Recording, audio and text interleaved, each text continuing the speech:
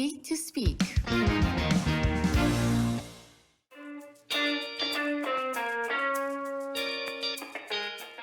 First of all, listening is 50% of communication.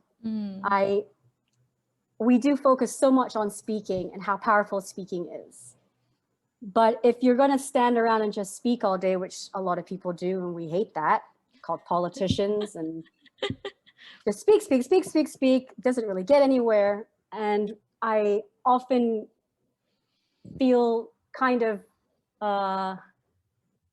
torn about public speaking classes and communication classes, because that is the main virtue, that you are a good speaker. Yeah. You're going to stand up there and talk. And the virtue of listening and being able to respond to what someone is saying is rarely imparted on children, especially. So I think, first of all, that's really important, not just for men, but for women as well, that we need to listen to each other and what other people are saying. Having said that, number one, it's important that we build communities and work together to amplify each other's voices, just like this one. This is a very important space, and together we build a much larger voice and a larger movement, and supporting other women and promoting other women, even though sometimes I know it's really hard, because sometimes just because they're women doesn't mean we agree with them or even like them. It's really hard. And sometimes when women disagree with you, you feel particularly offended because they're your gender, you know what I mean? And you're like, how could you say that? Oh my God. And all you want to do is attack and be like, You're a woman, you should know better. That one's quite hard, I feel.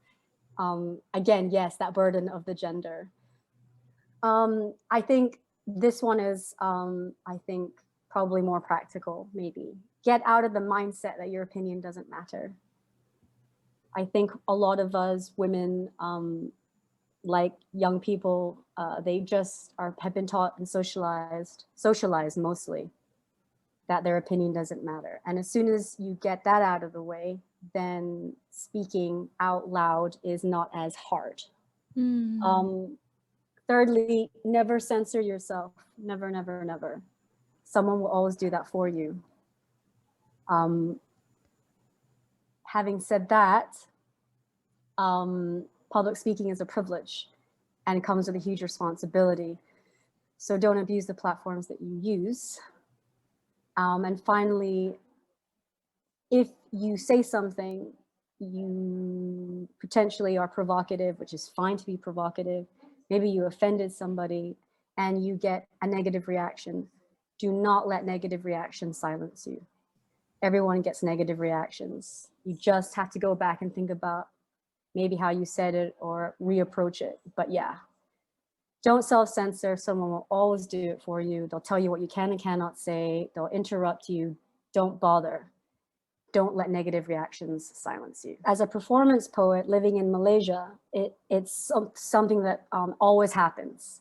The institution, the school, the organization will either ask to see your work first, or they'll give you a heads up about what you can or cannot say, and as an educator as well.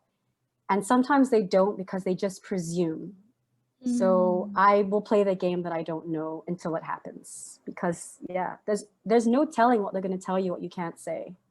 Then you fit, then you mold. You're like, okay, well, I can't say that. That's fine. Don't automatically assume it, because I have this game that I play with the kids, my students, and it questions this idea of sensitive topics. And I can't say that they all agree on what they are, but I can definitely say that because we don't agree on what they are, then if you say don't talk about sensitive topics, then we won't be talking about anything. Because sometimes talking about pizza is going to be sensitive. You never know. Do you know what I mean? Yeah. Do you know what I mean? Like, don't ask somebody what's sensitive. Just try it. They get offended. You apologize. Seek to speak.